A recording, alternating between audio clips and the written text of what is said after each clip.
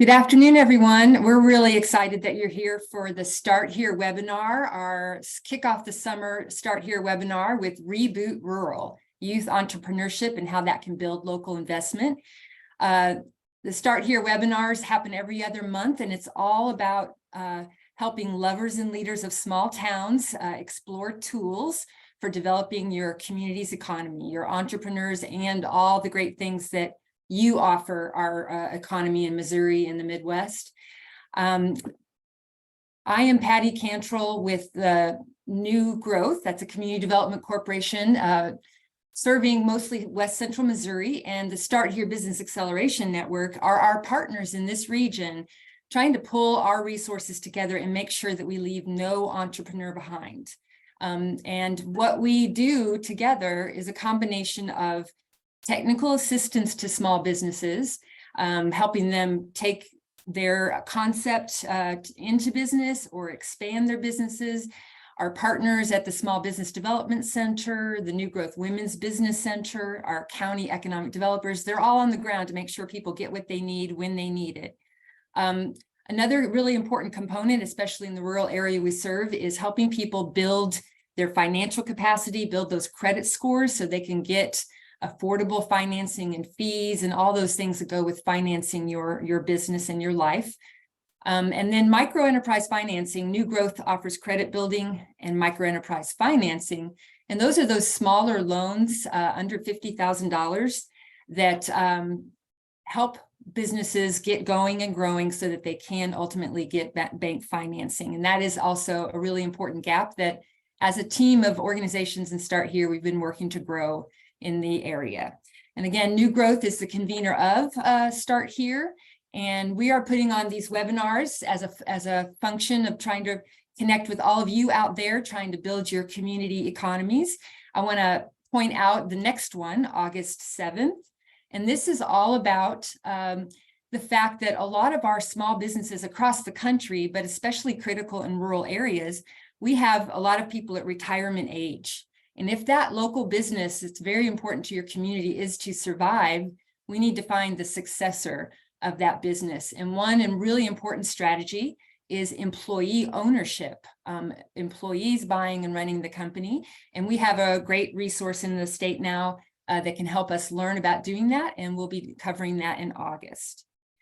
So back to today, Reboot Rural, we are really excited to have two excellent leaders from the Missouri After School Network to share with us a range of programs that they've experienced, that they work with on building youth entrepreneurship, especially in bringing kids back to their community one day. It doesn't have to be right away, but one day in building interest in working in their community again. We also are real pleased to have a teacher involved with youth entrepreneurship in Buffalo, Missouri, Jackie Rice, and she'll be telling us about their youth entrepreneurship program towards the end of that presentation. And down in the Q&A button, please enter your questions, and we'll definitely want to get to those towards the end. So I'm going to get off the slideshow here and hand it off to Mark and Aaron. Patty, thank you so much. I was thinking real quickly about, first of all, the work that you guys are doing with New Growth and what your focal point is with the communities of West Central Missouri is phenomenal. I thought about the work that as we met during the pandemic, and just, again, with all the tough things that happened during the pandemic, there were some really creative opportunities, and out of those kinds of crises moments, you find resiliency and opportunities. And so I'm grateful that we got the chance to meet, get to know each other, and we get to continue to work together. Thank you so much for the invitation to present today on a topic that we're very passionate about. I'm Mark Kausert, and I am the Associate Director of Partnerships with the Missouri After School Network. I'm going to let my colleague Aaron introduce himself in just a moment. I want to give a quick overview, though, about the network. Then we'll let Aaron introduce himself and his role with the network and his background. The Missouri After School Network is one of 50 state after-school networks funded by the Charles Stewart Mott Foundation. And back when after school made that shift from being a latchkey, you used to hear that term. That's still a term that's used in some parts of the country, and even in some parts of Missouri, you'll hear people say our latchkey program. When it went from that, which was still great stuff. I mean, you got to have a safe place for kiddos while parents are finishing their workday. But as after school became more toward the area of offering academic enrichments and a broad array of activities to really support what was going on during the school day, then there became this opportunity for state networks to support all after school programs in their particular state. And also, when federal dollars started flowing into states to help programs, specifically those that were serving under-resourced communities, namely the 21st Century Community Learning Center grant, then that's when that work really started to take off, and the support systems were in place through networks like what we call Mason, the Missouri After School Network. Again, we're one of 50 state networks, and we support all after-school programs across the state. Just a quick point of reference that in Missouri, the last mapping project that we did, there were about between 900 and 1,000. We lost a few during the pandemic, about 900 to 1,000 sites across the state that were before, after school, and summer enrichment programs, serving about 130,000 K-12 students. That last number is one of those that I think sometimes is a little bit of a, people kind of like, really 130,000 kids in before and after school, and that is true across the state. We also have a contract where we support those 21st century programs with a contract with the Department of Elementary and Secondary Education, now the Office of Childhood, after school programs. And so we support those. Those programs are probably, depending on the year, there's usually about 90 of those programs, about 180 to 200 sites serving up to 20,000 K-12 students in rural Missouri, as well as in the urban core. Again, those are communities that are considered under-resourced. They have to have at least a 40% free and reduced lunch population to even qualify to write for the grant. So that's just a quick overview of the network, the work we're doing. We'll talk a little bit more about the specific work we're doing in youth entrepreneurship, but I want Aaron to introduce himself, kind of give a background on his role in our work as we move forward. Great. I'm Aaron Banks. I'm the Career Awareness and Post-Secondary and Entrepreneurship Coordinator. So that's first half of my title, pretty long, and we've created an acronym for that. We call it CAPSA, Career Awareness and Post-Secondary Access. So CAPSA and Entrepreneurship Coordinator, and along with Mark, we focus on getting entrepreneurship and career awareness, career prep, any kind of post-secondary, whether it be college or certification or tech school, whatever it might be, we get those types of activities and education into after-school programs so that youth have an opportunity to walk out of high school either into a career or knowing where they can go to get the education they need to get the job they want. And so with that, before I came to the network, before Aaron came to the network, I should say, what we loved about as he came into our team was not only did he have a background in education, he had been a former middle school science teacher. He also had worked in a career tech center, had been writing curriculum for a career tech center in Texas, and did that around forensics and crime scene investigation, those kinds of things, but also was an entrepreneur. He had started his own business, actually helped get legislation changed so that his business could actually operate, and then allowed for businesses like his to continue to operate in the state of Missouri. So that was really cool. My background, I came into this field about 7-8 years ago now, and it was quite by accident. I was in a midlife career shift and didn't know I was going to come into after school. And I became a director of a 21st century program in Hollister, Missouri. And as we do this work in youth entrepreneurship, as well as the work of CAPSA, I wished I'd had some of the resources when I first became the director of my program. It was a K-12 program. We added high school. We were doing this work of college and career readiness and introducing students to career pathways in our after school program. And we also did a unit on entrepreneurship, and we called it the Tiger Den instead of the Shark Tank. But all the resources that we now offer to programs, I kind of wished I wished I'd had those resources 7 years ago when I started doing this, because one of the things that we want to be is that resource hub for communities who want to do this work. So just probably on the outset, let me just say this. If you've got questions, please feel free to put those in the chat, but also at the end, we'll have a Q&A. We want to make sure we find a way to do our best to support you in the work that you're doing. Whether you have an after-school program or not, we want to help make some of these things happen for you, and however we can make those connections. So that's really the big key. You see our vision: all school-age children and youth in Missouri have access to high quality and sustainable after-school programs. That's our goal. We know there's a lot of after-school deserts across the state, but we want to make sure opportunities are available to students. Real quick on that note, before we go to the agenda, in Missouri, pre-pandemic, for every student that was in an after-school program, there were 2 waiting to get in, 3 in rural Missouri. After the pandemic, now in Missouri, for every student that's in an after-school program, 3 are waiting to get into one if it was available and affordable. 4 in rural Missouri. So we know there's a need, and we want to make sure we fill it. Today, we just want to give you an overview of the work we're doing in youth entrepreneurship, kind of share those projects and resources. Aaron does a great job of showing all the different things that we do. Talk about some of our partners that we work with, and then we'll give you some program examples as well. And then we'll allow for some Q&A. The pictures you see are students that have been a part of our state pitch challenge. And what's really cool is in the middle of that is McKenna. McKenna has been the young lady that was on the first slide that Patty had. She's our current state pitch challenge winner, and she happens to be from Hickory County. She's a 7th grader now at Skyline Urbana Schools, but she has been a part of our pitch. She started 3 years ago at our first pitch, and then she was an age level winner, and then last year she was the overall champion and a national champion with the Young Entrepreneur Institute National Pitch. So we're really excited about that. So these are young people that have been a part of our pitch challenge.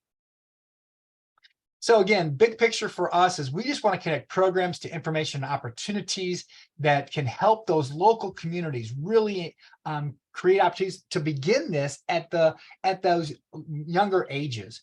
Because one of the things that we hear a lot, and I grew up in rural Missouri, in rural communities, and especially with the shifting economy, so many of our communities want to keep, quote, their best and brightest at home if they can. They want those young people to be able to, if they want to stay there and make a contribution, they want to be able to keep them and have opportunities for them.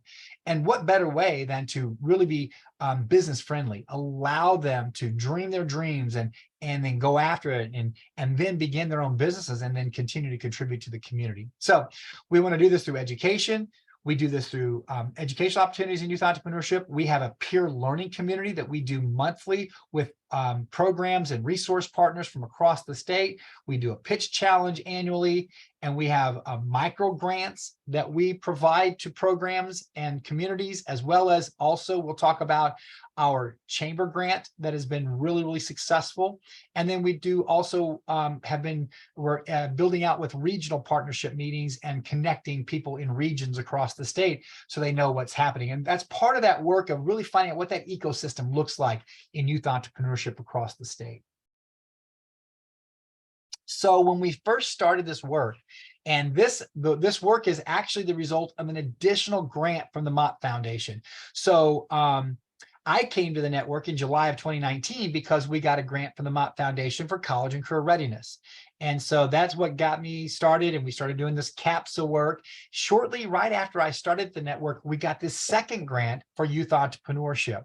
And when we did, we then began working with a man that had been doing this work through 4-H and Extension, Steve Hennis, and we brought him on as a consultant in this work. And we began, really trying to create a visual for how we can make this happen. And so we created this pathway in after school to say, here's how we want to make sure that we begin this process. And so through exploration, and then skill building, and then immersion, and then eventually launching a business, and through experience. Quick story about some of this is that our 2021 pitch challenge champion, young lady at that point, I think she was 13, getting ready to turn 14. She just turned 16, or she's getting ready to, but she won the pitch challenge. And then this last year talk about launching, she just started her own nonprofit, a nonprofit around effective altruism, targeting young people doing summer internships around working in nonprofits and other opportunities so they can serve. And it's called Better Trajectories. So again, these creating opportunities for students to really find their niche, but then doing that and providing resources along the way. Aaron, feel free to jump in and add anything to that as well.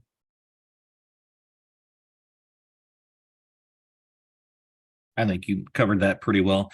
Another piece of our education is instilling what we call entrepreneurial mindsets. And this is provided by Venture Lab, who's one of our partners, and we'll talk a little bit more about here in a minute. But the key to entrepreneur education is to create in these young people's minds these ideals that no matter what they do in life are going to help them out, whether they ever create their own business or not.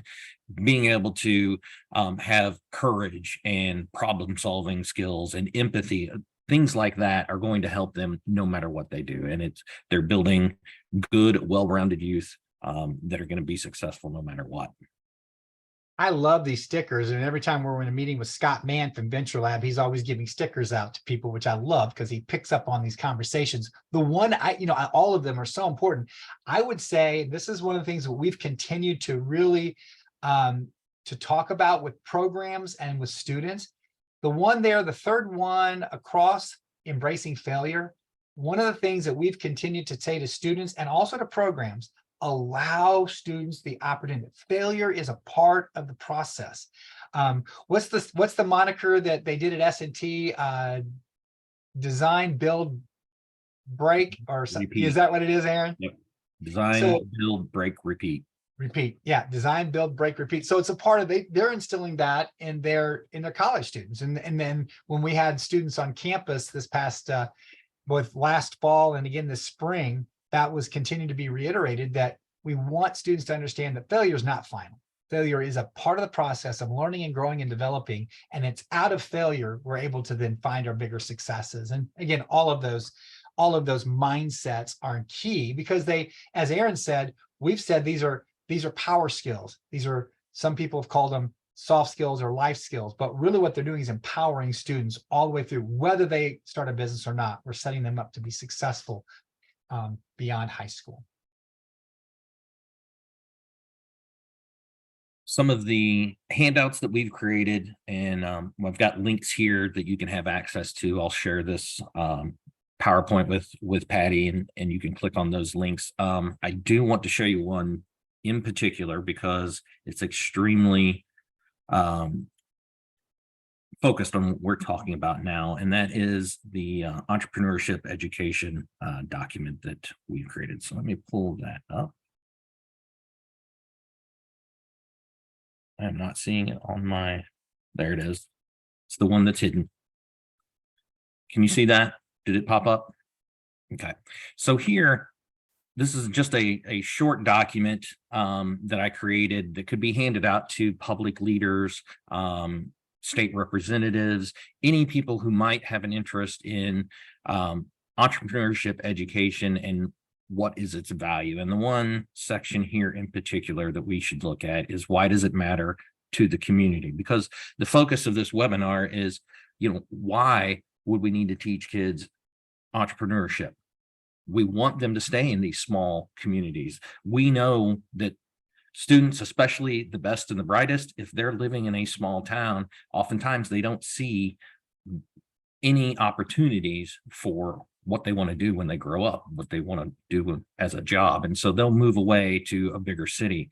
And entrepreneurship provides an avenue for them not to have to leave. They can create their own business in their own homes. You get to keep those brilliant minds at home, and it helps to grow your community. So you see some of those facts there. Every dollar that you invest in after-school programs saves $3 for the community. 41% of teens say they would consider entrepreneurship as a career option instead of a traditional job.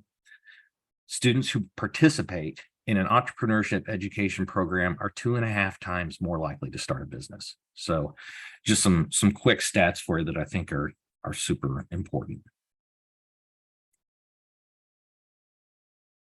And as Aaron said, we'll make sure that the other briefs that we have these additional briefs that were done based on some other academic kind of background work that we did. We'll make sure those are available to you. And Aaron, you also might show, if you don't mind, the Mason Resource Library. Again, you can go to our website, anything on there you can have access to. We talk about our partners in a moment.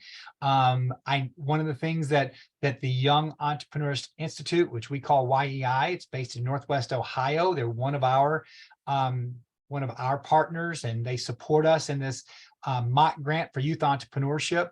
All of their resources, they have a resource library as well that's completely free. And we know that that's a big part of what we want to do. You've seen the resource library there. Mm-hmm. So lots of different documents here, but the two that kind of focus on what we're talking about here: career awareness, post-secondary access, tons of great resources and websites that can be used to teach career education and help students find out what they're passionate about, what they want to do in their future. And then we also got a section here for entrepreneurship, which does something very similar. It gives you an opportunity to see what's available to teach entrepreneurship and get some ideas and some resources.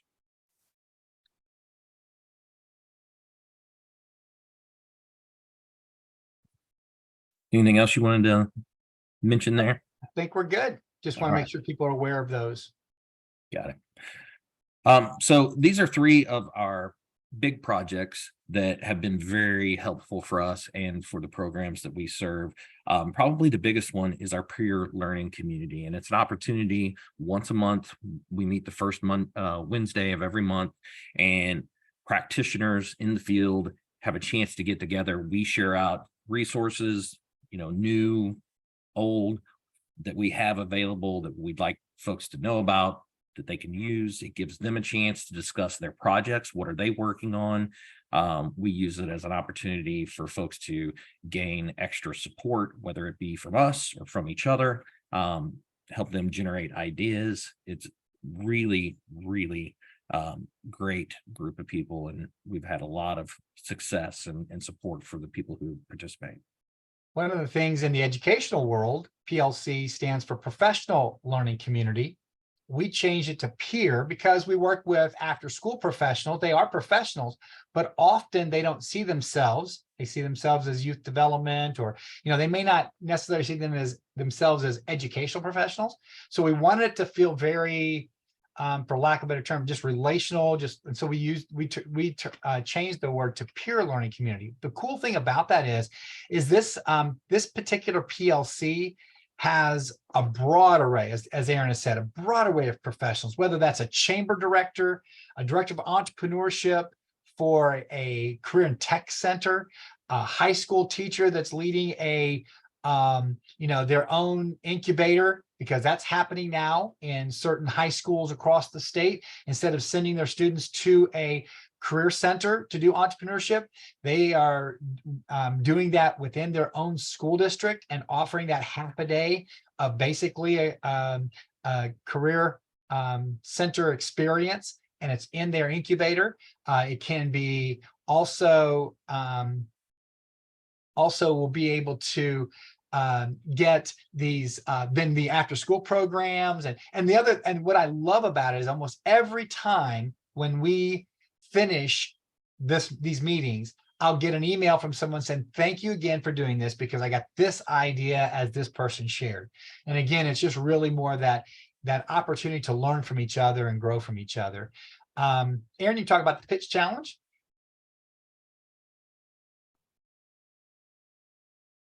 The Youth Entrepreneur Pitch Challenge, it started out as a national competition with YEI, and we have partnered with them, and we have a state competition. So every year students have an opportunity to submit a video pitching their idea. And what's so great about this is that it gives our programs the opportunity to teach entrepreneurship and to teach pitching.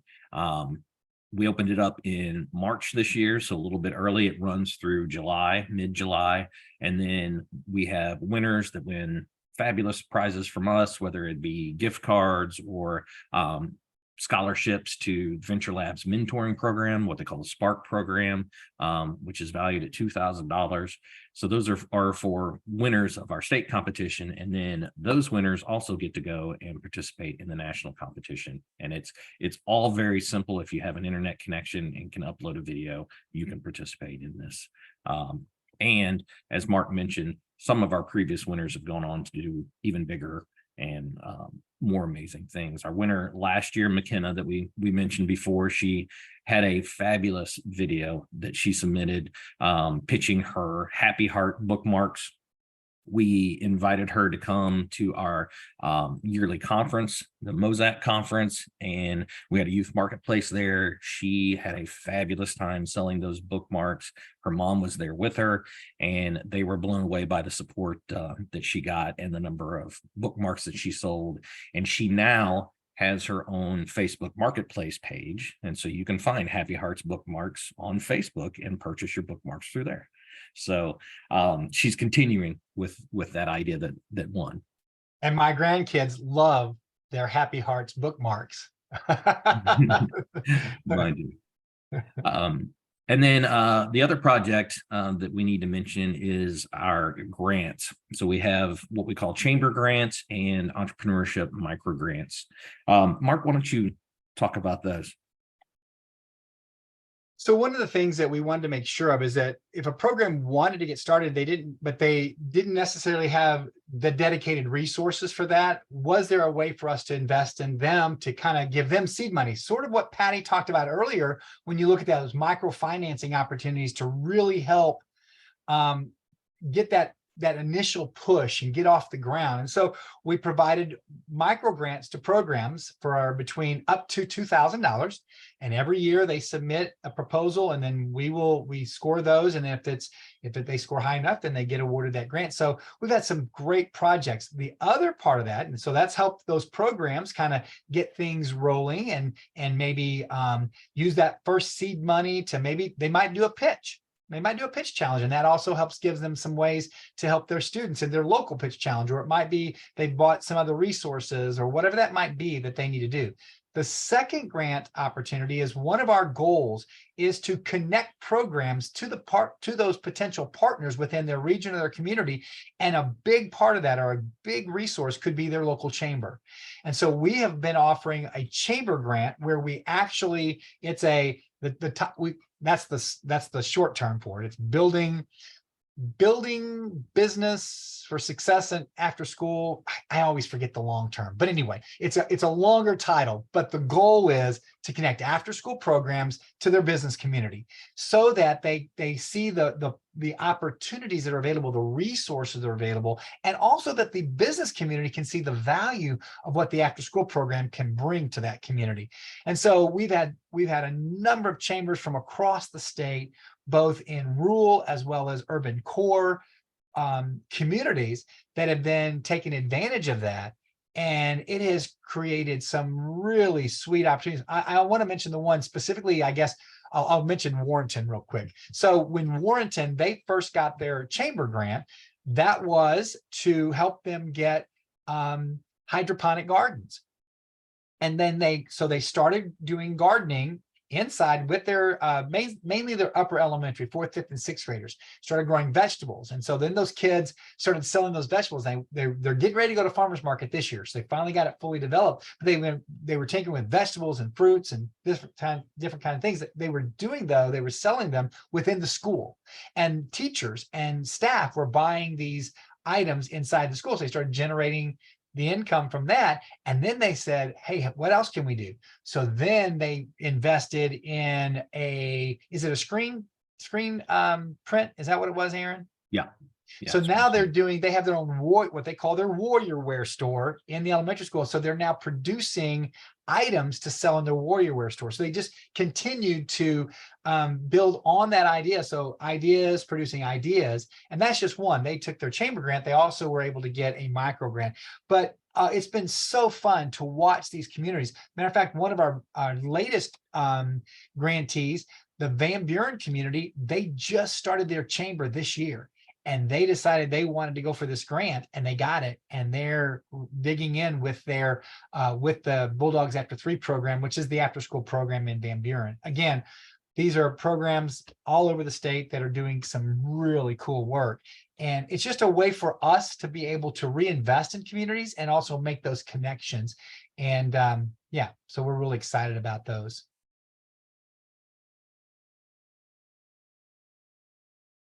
Couple of our resource partners that are key to the work that we do, the Young Entrepreneur Institute, I mentioned them.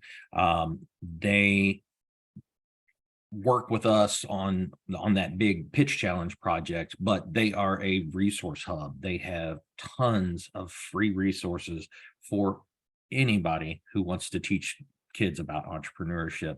And these are resources that include like physical objects and pieces of curriculum and speakers. If you need a guest speaker to talk to students about entrepreneurship, about their business or anything like that, they have a huge list of people who are willing to talk to classes about entrepreneurship. Fantastic resource. I've got the names of the two folks that we work most closely with, and they are more than happy to answer any questions. So if you see their contact information, Kelly and Scott, either one would be more than happy to talk to you. Venture Lab is the other one. We actually contract curriculum through Venture Lab, and that's free to all after school programs who would like to get involved. And they start all the way from elementary and go up through into high school with the curriculum that they offer there. Tons of great resources from both partners. And Venture Lab was started by a young lady named Dr. Crystal Glanchai. She wrote a book called Venture Girls. If you're not familiar, get that book. It's fantastic. It's really around STEM and entrepreneurship. And she actually now teaches at the University of Texas, Austin. She used to teach at Trinity University there in Austin, and might have been San Antonio, but anyway, that region of Texas. And so they have also coined the term STEAM, entrepreneurship, science, technology, engineering, arts, and math, because they feel like that entrepreneurship is right hand in glove with all the work of STEAM, because of just all the mindsets and skills that go with that. So here are some of the examples that we promised you, and we'll run through these fairly quickly because we want to make sure we leave time for Jackie. The upper left-hand corner there, that news article, that is the program that Mark mentioned. That is Warrenton up there, and you can see their hydroponic towers there. Awesome project. On the far right, the Boys and Girls Club of the Heartland, they're in Poplar Bluff, Missouri. They were recipients of our micro grant, and what they wanted to do was they had a cooking club, and they saw in their cooking club that they needed to replace some equipment, but they didn't have the funds to do that. So what they did was they took entrepreneurship as an avenue for them to generate income so that they could buy the things that they wanted. And so they started up a t-shirt business that has provided them with enough income for them to be able to get the other things that they needed. And they learned some cool stuff along the way as a result. Bottom left, that is the SMART program out of Centralia. We are so pleased with these folks here and what they do in Centralia. It's just absolutely amazing. I'm actually choking up a little bit thinking about them because I think the world of what they do there. And they have not been a recipient of our grants. That has all kind of spun out of the result of the peer learning community. Lisa Mathieson, she was the one that's the lead there for that program. She started coming to our peer learning community and getting, resources and information and encouragement. And she has just taken that program to new heights, and we're continually amazed with all the stuff the kids are doing. But what you're seeing there, they were at our youth marketplace this past year, and they wrote a book on entrepreneurship where they interviewed community members in Centralia and wrote their stories into a book. They're selling doggy bandanas. They've got a photography element to that. They make picture frames to go along with that. and they had dog treats there as well that they had made, homemade dog treats. Just an amazing program.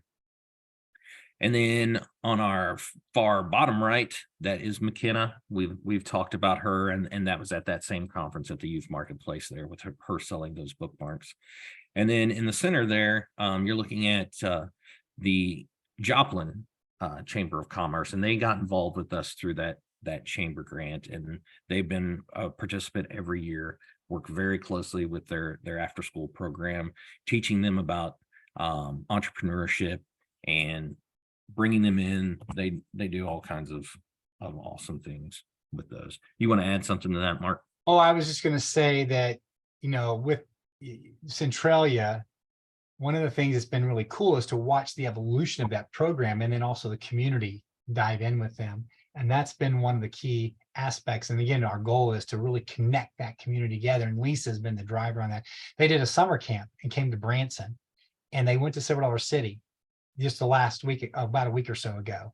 And that was their youth entrepreneurship summer camp. And they went to Silver Dollar City. They had to target a particular tradesman on Park, interview them, talk about. And so I haven't even had a chance to go through the whole email. And I'm like, Aaron, I get so emotional and excited about what they're doing to really help these students get a bigger picture of what can be for them, and how that's really brought that community together. It's been really fun. Yeah, and not only has the community embraced these kids and their entrepreneurial endeavors, but the students themselves have grown so much. You would not believe that they're turning into little salesmen. I mean, when I came walking through there, I was going to get a drink and then come back to their booth, and they almost wouldn't let me leave the booth without hearing what they had to tell me. It's the kids have just grown, and they're all going to be fabulous adults in the workforce. That is the end of our presentation, and we have time for some questions before we turn it over to Jackie, if anyone has any questions for us. Yes, we welcome questions in the Q&A box. While we're looking for any questions you may have, wanted to point out, and I'll be sharing it in the chat just momentarily, there is a grant opportunity with the state of Missouri to support teachers in learning about entrepreneurship as a career pathway. And as a local leader, that's an opportunity for you to work with your schools and maybe fund some training for them to work with you in the community on that. And at Start Here, we're very interested in working with communities and teachers to advance that in our region. So that's why we're excited to have everybody on the webinar today. And Patty, I'm glad you brought that up. I was gonna say this real quick. So the fact you brought that up, it also kind of goes into what I was gonna say about what's happening at Webster Groves. Now that's a suburban community, but Carasibi, they're one of the school districts that started the incubator program. Theirs is called Thrive, where those juniors come for half a day.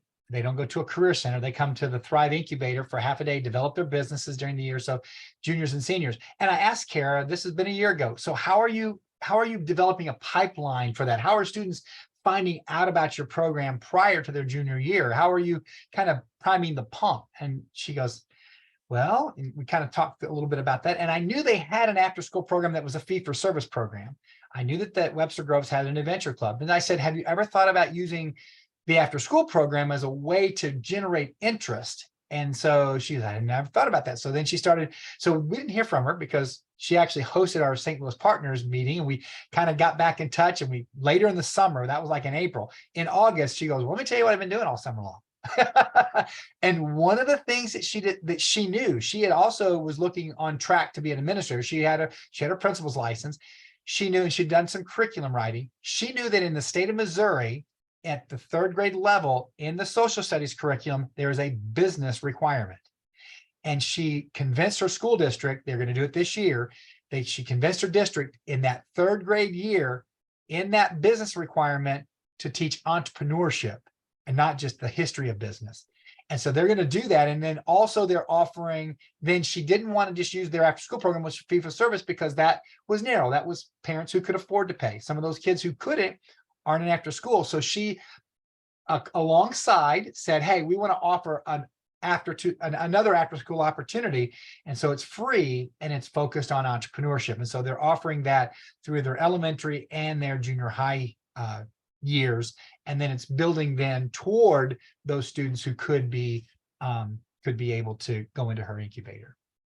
Yeah, that's an element of building that pipeline we talked about, and also connecting in actual businesses from the community. Those are a couple really key themes I'm hearing from this. And I would like to move to Jackie now. Jackie Rice is an educator in the Buffalo schools, Dallas County, Missouri. And I understand she had a great program going on this past year, and we're excited to hear from you about that, Jackie. I'll hand it over. Thank you, Patty. Can everybody hear me all right? Okay, said I had an unstable internet connection. So I'll give you a little history. First of all, my program really dates back to the beginning of the 21st Century Grant in Buffalo, Missouri. I taught 5th grade for 16 years at our middle school.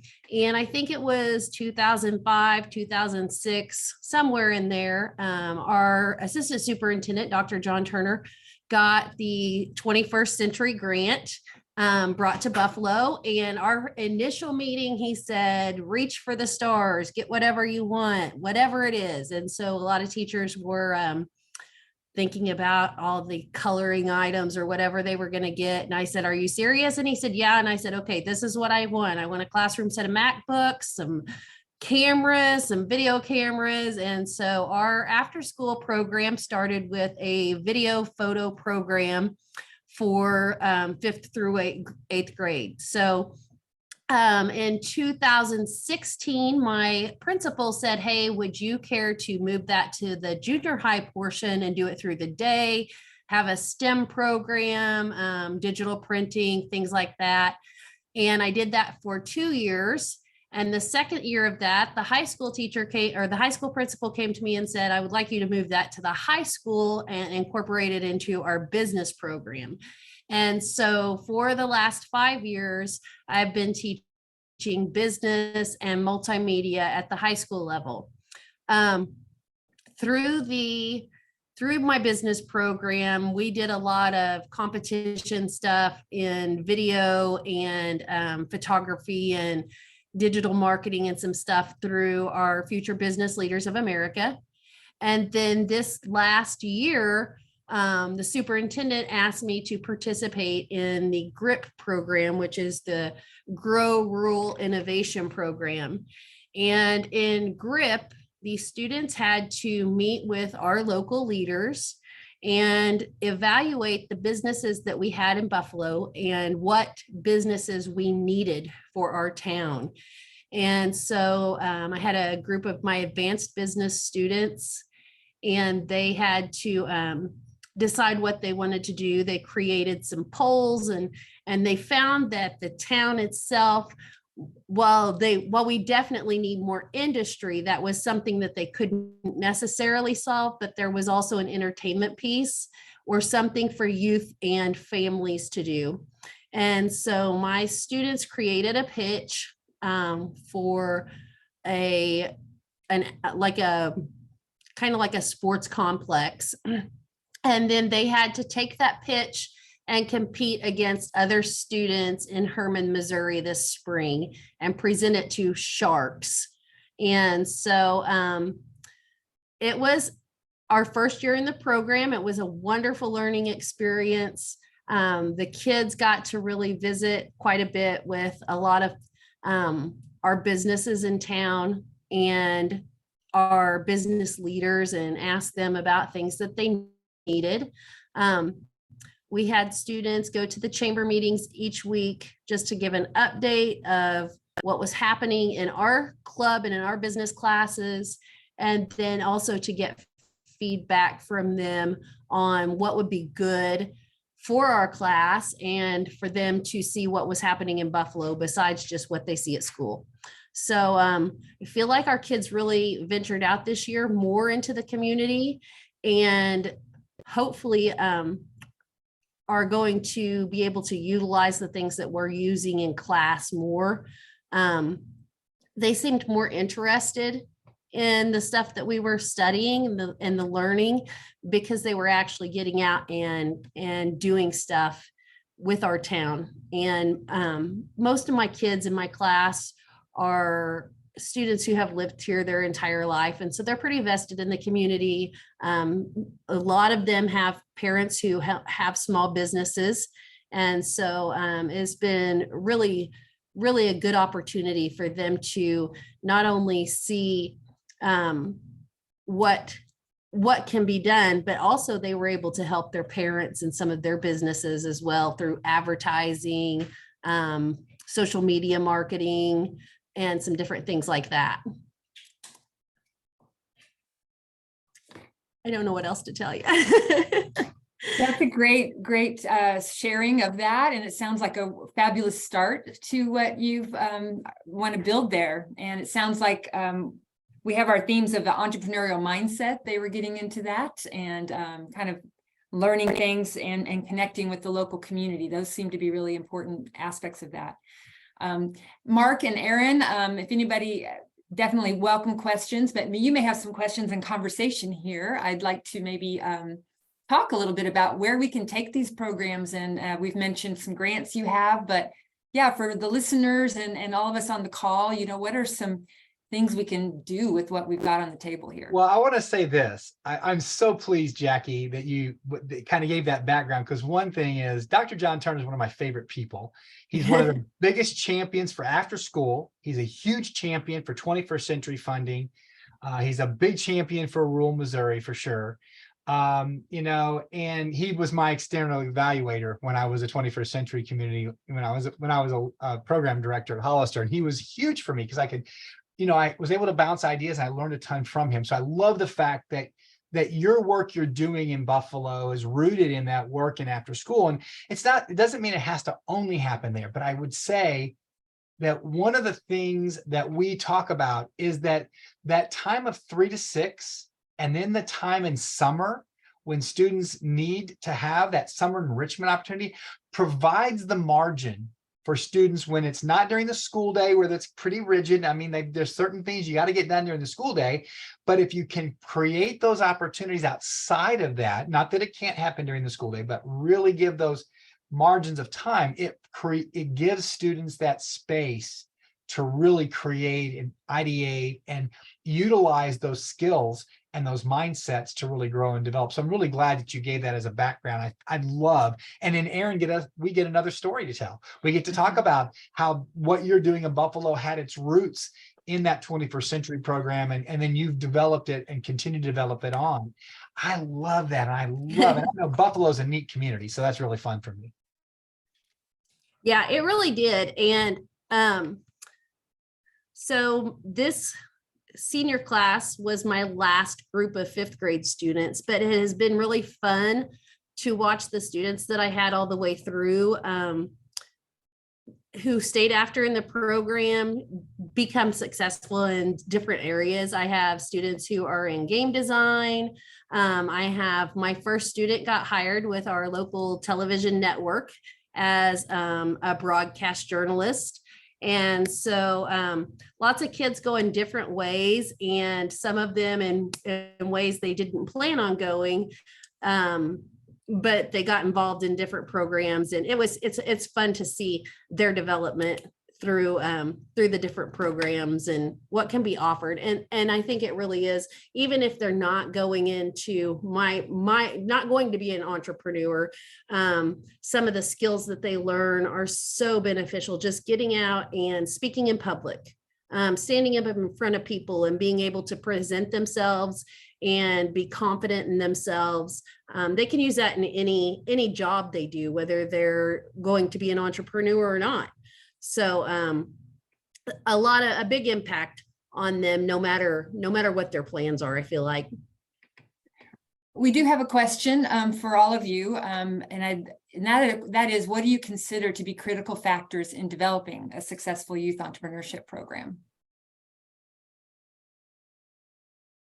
You want to answer, Mark and Aaron, and I would love, maybe Jackie has some thoughts on that. Yeah, I think I would say, first of all, have a champion. If you have a champion, who wants to take that. And that's a key aspect of it. You have to have somebody, a point person or persons who champion the work, who also have a passion for kids and seeing them develop. So, and they don't have to be a professional at it. They just have a heart for it and a passion to see kids succeed. That's key right off the top.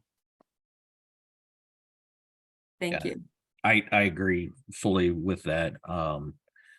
The folks that seem to have thriving programs are the ones that they really care. And it's interesting. I think once you get into teaching entrepreneurship to students, the passion that they bring to it ignites your passion, and you just feed off of each other. And it's an amazing thing to see. And if there are any people, on the webinar who are thinking to themselves, well, my community doesn't have an after-school program, what do I do about that? I would like to mention we have resources to help you to get up and going. There's a Beyond the Bell toolkit training that we do, and that toolkit literally has every single document and thing that you need to think about to get one started and maintain it and run it. So don't let not currently having a program slow you down. I think, and Jackie made the point earlier about, her students. One of the things that I think is if you find examples close as possible, near peer to those students too, you got to champion, show them representation matters. It does. And we hear that when we talk about some of the diversity work that we're doing and making sure that students of color get to see people like them, but also in these rural communities, to see as someone who has been successful, who walked through the same hallways of the school district that they're in, the school they're in, is helpful. So if you can bring some of those people back, and especially as close to their age as possible, then they get to see what is possible then. And I love that. I think inspiration is a big part of that, and breaking down the barriers of what can't be and lifting the opportunities of what can be. That's a big part of it as well. And especially if you're working with students who are under-resourced, because often what happens is they're always shown what those barriers are, that they may not have a mentor that's going to walk them across the line to say, no, you really can do this, and continually reinforce that with them. Thank you. I'm thinking, and Jackie, I'd like to see your thoughts on this, but having your students look at businesses that are needed in the town. And that is a thing about entrepreneurship. Entrepreneurship is seeing opportunities, right? So seems like that would be empowering for them, and also to see how they can, through business, solve some things in their community. Maybe you've seen that affect them in terms of thinking through businesses that they could develop, or how they could be a leader in their community that way. So when they sat down and initially when they sat down to think, they came up with all kinds of crazy ideas. But then when they started putting pen to paper and writing down our businesses and driving around our community, they were like, oh my gosh, we have got so many fast food restaurants. We really don't need another restaurant in our town. We don't need something like that. Or we've got several businesses that do this, but we don't have anybody that does this. We could really use this. And we were fortunate enough to go and meet with one of our local businesses that started a little business in town, and it has grown. And they talked to the kids about how they started, like what their very first step was. Where did they start? Where are they now? How did they handle everything? And that was probably one of the best lessons for them. And they're kind of like a little Hobby Lobby, like the market. It's called Market 116. And then we had some bed and breakfast owners talk to the kids, and they really got a lot of information from those business owners about what it took to run a business in Buffalo. We had to look at our demographics. Like, we're not probably going to put in a new age clothing store in Buffalo because there's not going to be enough business to keep that open. But they could probably put in some Western wear somewhere or something like that, and they could do pretty good. So it was really good for them to have to look and see what was there, what we needed, and then actually get in touch with business owners to get started and to think a little bit outside the box. I have a question about that too, Jackie, in terms of like allowing for students to be able to do that. Then there's this opportunity to see how you can support local and, buy local, support local. But then also what I'm thinking, I was thinking about was Sean Siebert. If you're familiar with Dr. Sean Siebert, is $50 by Friday and Adopt an Innovator. He talked about in his community, he kept trying to get this gentleman. They've got a great shoe store, generationally owned shoe store. But anyway, as they processed it, he helped him understand that, he had a good business model, supporting locally, but that one extra step of offering the opportunity to sell online and create internet sales allowed them to grow the business even further. So it made me go, oh, you're probably right from a demographic perspective. There might not be a whole lot of folks coming into the front door of a storefront for new age clothing, but if they really liked it and they found a way to market that, they could stay there and do a lot of shipping. I'm wondering, did the students talk about any of that? It's like an Amazon versus going into a local store and supporting someone and looking at the difference from a financial perspective on that as well? Not so much. Most of our businesses that we looked at were service businesses in Buffalo. We don't have a tremendous amount of sales. We've got, as far as that goes, like there's no shoe stores in Buffalo. So there's not a lot other than Walmart. They did look at marketing for businesses, some of our businesses that didn't have social media accounts, and how to advance them, and created some promotional material for them and some sample websites, and tried to help them grow a little bit. And so that was kind of neat to see some businesses that didn't have anything in the way of social advertising get some input from my students. And it seems like another benefit of these programs is students engaging with the businesses and helping them out with that youth perspective and what they have to offer. Yeah. Someone had suggested to us, and I've thought about it, haven't figured out how to make it work yet, was a reverse mentoring program where the students actually went in and mentored adult business owners or elderly on different things. So something we're still looking at and trying to figure out how to do. That's a great idea. We're at time pretty much. I would like to thank our presenters for spending the time with us. It's so much is happening around the state and all these resources and different ways of approaching it. It's really good to pull this together and share it. And I want to pull up a slide too, that we do record these webinars, as you know, and we will have this on our YouTube channel. And there's just a little slide here to show you how to find that and find new growth and future Start Here webinars. Again, in August, we'll be having one on how to transition your retiring local businesses through employee ownership is one of those strategies that we'll be hearing about, the details of how do you do that. And it's very possible. And one of those strategies we'll need to be looking at. So thanks again, Mark and Aaron and Jackie, for joining us today, and all of you out there. We love working with our communities and our entrepreneurs and our resource providers, and hopefully this is helpful to all of you lovers and leaders of small towns out there.